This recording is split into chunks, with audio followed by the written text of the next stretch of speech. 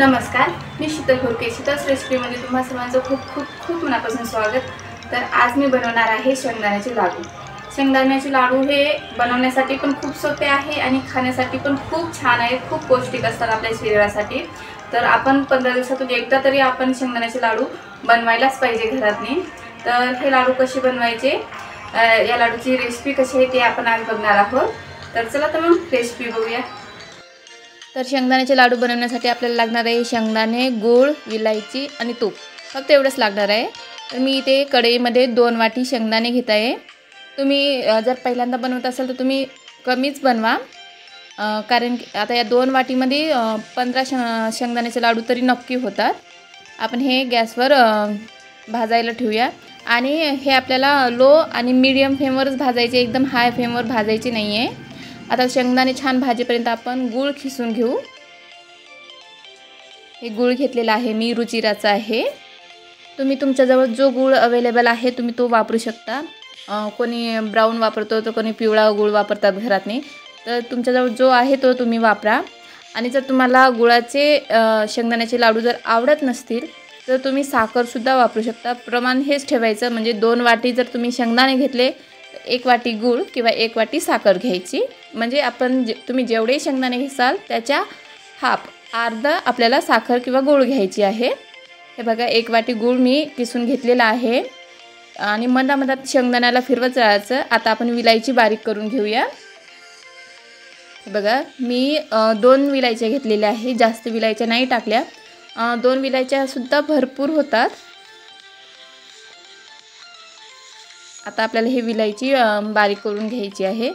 जर तुम्हाला न बारीक, म्हणजे आता आपल्याला ही विलायचीसुद्धा मिक्सरमधून काढायचीच आहे, पण मी ते दाताखाली येते मोठे दाणे, त्याच्यामुळे मी ना पहिले बारीक करून घेते, त्याच्यानंतर मिक्सरमधून फिरून घेत असते.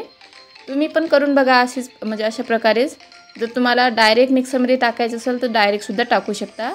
आणि बघा आपले शेंगदाणे छान भाजलेले आहेत. आता गॅस बंद करायचा आणि हे शेंगदाणे असेच थंडे होऊ द्यायचे. बघा शेंगदाणे छान थंडे झालेले आहेत. आता आपण हे पहिले मिक्सरमधून काढून घेऊ. शेंगदाण्याचे लाडू बनवताना नेहमी शेंगदाणे पहिले मिक्सरमधून काढायचे आणि शेंगदाणे थंडे झाल्याच्या नंतरच मिक्सरमधून फिरून घ्यायचे. शेंगदाणे गूळ एकत्र मिक्सरमधून काढायचं नाही, पहिले शेंगदाणे मिक्सरमधून काढून घ्यायचे. हे बघा छान मिक्सरमधून काढलेले आहेत. आता यामध्ये आपल्याला गूळ ॲड करायचा आहे. स्टार्टिंगला जर गूळ ॲड केला तुम्ही तर शेंगदाणे व्यवस्थित बारीक होत नाही. तर आता गूळ व्यवस्थित ॲड केला तर छान लाडू बनतात आपले. बघा पहिले मी मिक्सरमधून शेंगदाणे काढलेले आहेत, त्यानंतर यामध्ये गूळ टाकायचा. मी गूळ आणि विलायची एकत्रच केली होती त्याच्यामुळे मी ते एकदाच टाकली. आता याला छान मिक्स करून घ्यायचं. जर मिक्सरच्या भांड्यामध्ये व्यवस्थित मिक्स करता येत नसेल तर तुम्ही हे एखाद्या मोठ्या भांड्यातनी काढून घ्या आणि हाताने छान मिक्स करा. त्यानंतर परत मिक्सरच्या भांड्यामध्ये टाका.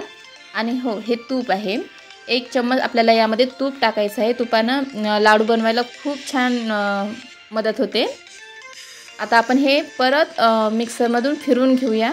बघा झाकण लावते आणि मिक्सरमधून फिरून घेते. हे बघा मी 1 मिनिट छान फिरून घेतलेलं आहे आणि बघा गूळ छान मेल्ट झालेला आहे. कुठंच गाठी वगैरे काहीच राहिलेलं नाही आहे, गुळाचे तुकडे वगैरे. आता हे प्लेटमध्ये काढून घेते. आता याला छान आपल्याला मिक्स करून घ्यायचं आहे. हे बघा मी सर्व प्लेटमधून काढून घेतलेलं आहे. आता याला ना व्यवस्थित आपल्याला पहिले मिक्स करायचं आहे, म्हणजे गूळ व्यवस्थित सगळीकडे मिक्स होतं व्यवस्थित. आता याचे आपल्याला लाडू बनवून घ्यायचे आहेत. हे बघा खूप सोपे आहे, जास्त वेळ लागत नाही आणि लवकर हे शेंगदाण्याचे लाडू बनतात.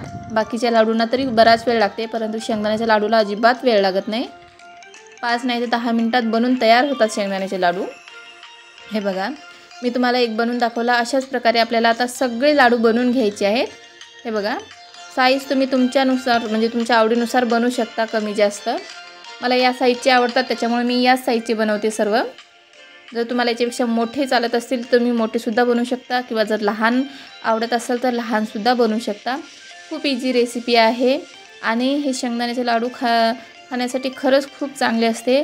लहान मुलं किंवा काम करणाऱ्या स्त्रिया सगळ्यांसाठी हे शेंगदाण्याचे लाडू खूप पौष्टिक असतात. तर कशी वाटली तुम्हाला ही शेंगदाण्याच्या लाडूची रेसिपी? आहे की नाही इंटरेस्टिंग आणि लवकर होणारी? तर हे बघा माझा आता शेवटचा शेंगदाण्याचा लाडू आहे. बघा मी तुम्हाला म्हटलं होतं ना 14 नाही तर 15 होतील. हे बघा माझे पण 15 लाडू झालेले आहेत आणि बघा आपले सर्व लाडू बनून तयार आहेत। तर कशी वाटली तुम्हाला ही शेंगदाण्याच्या लाडूची रेसिपी? आवडलीस तर लाईक शेअर आणि कमेंट नक्की करा आणि हो अशाच नवीन नवीन व्हिडिओसाठी चॅनलला सबस्क्राईब नक्की करा। भेटू मग अशाच नवीन व्हिडिओमध्ये। Bye, thank you.